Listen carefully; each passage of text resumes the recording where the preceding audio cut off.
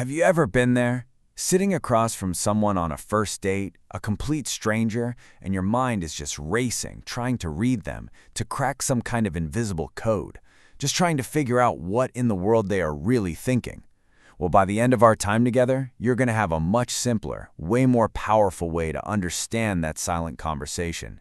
You're listening to Stereo Butterflies. We talk about love, lust, and loneliness like no one's listening. This episode was crafted with the help of AI technology to bring you clear, high-quality insight. It's the question, isn't it? The one that just hangs in the air between the clinking of glasses and the small talk.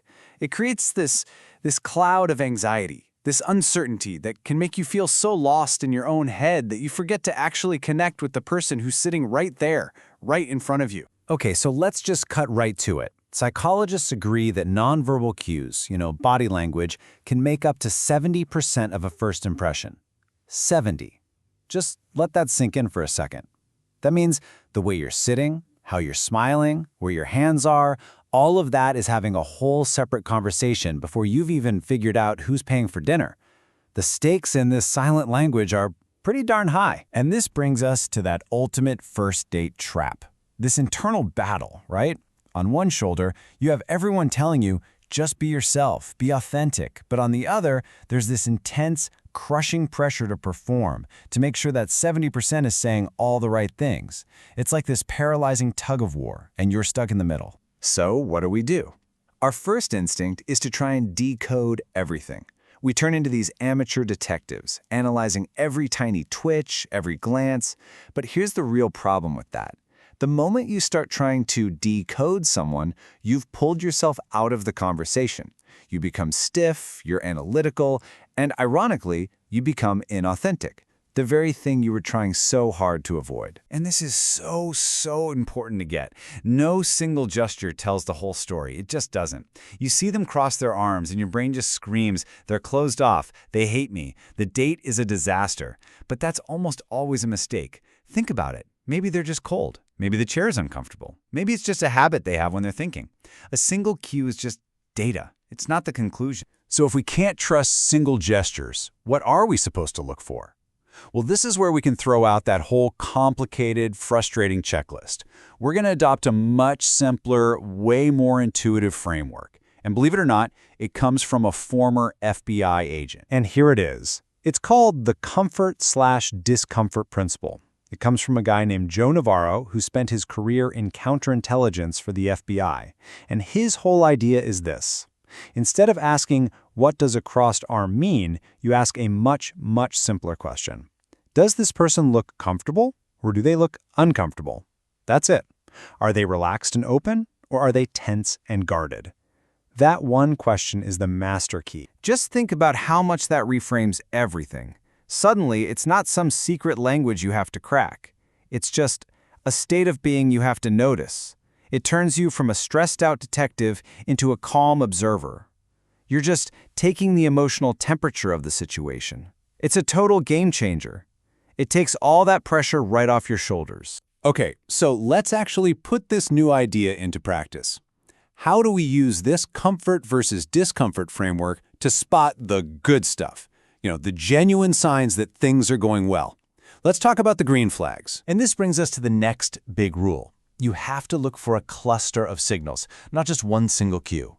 One signal is just a blip on the radar, but a group of them, that tells a story.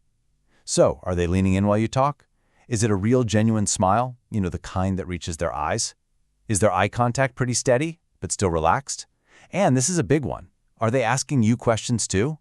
When you see those things happening together, that's when you've got a real signal. And here's one of the most honest signals you can get, because it's almost completely subconscious. Pay attention to where their body is pointing. The torso, the shoulders, even their feet. If they're all oriented towards you, that's a huge tell. It's like their entire body is saying, I'm with you, my attention is right here. It's incredibly powerful. Now, of course, this framework works both ways. It can also help us gently recognize the red flags, those signs of discomfort or, maybe disinterest. But I'm going to say it again because it's the golden rule here. Context is absolutely everything. Don't jump to conclusions. So here's a cluster that tells a very different story. Their body might be angled away from you, maybe even pointed toward the door. Their eye contact is barely there. And then there it is, the modern-day kiss of death on a date. They keep checking their phone. If you see these things happening together, along with short, one-word answers, it's a pretty clear sign that they've checked out. But here's where it gets tricky, right? How can you tell a difference between someone who's just nervous and someone who's genuinely not interested? Well, it all comes back to the cluster. So a shaky leg, but they're also smiling at you and leaning in when you talk, that's probably just nerves. Discomfort, sure, but it's directed inward. But a shaky leg that's pointed at the exit, combined with them glancing at their phone, that cluster tells a much clearer story of disinterest. The context changes the meaning completely. So, after all of this, what's the actual goal? It's about shifting your entire mindset. It's about letting go of that intense pressure to perform and instead embracing something that's not only way more effective, but honestly, just a lot less exhausting. So here's your new focus. It's simple. First, aim to be present, not a performer. Just listen. Really listen, instead of planning your next clever line. Second, notice the clusters, not the single isolated cues. Look for the whole story. And third, show warmth because you actually feel it, not because you think you're supposed to. And really, this is the bottom line. It's a truth that so many dating coaches like Sabrina Zohar talk about. Authenticity isn't just some fluffy, feel-good idea. It is the most effective and, frankly, the most attractive strategy there is. Being genuinely you, right there in that moment, is more powerful than any rehearsed move you could ever try to pull off. Your realness is your superpower. And if you're still feeling anxious about trying to read all these signals in the moment, here's one final thought that might bring you some peace. The ultimate confirmation of whether someone is interested, it rarely ever happens on the date itself. It happens after. It's the text they send, it's them asking to see you again. What happens after tells you almost everything you need to know, and that should take a huge amount of pressure off. So, I'll just leave you with this one thought. After all the tips, all the techniques, all the analysis, what if the most magnetic, the most attractive body language you could ever possibly have is simply yours? The one that's natural, the one that's authentic, the one that's truly present. Maybe that silent conversation becomes a whole lot easier when you finally just let yourself speak. If this gave you value, share it with someone you care about, hit subscribe, and leave a review.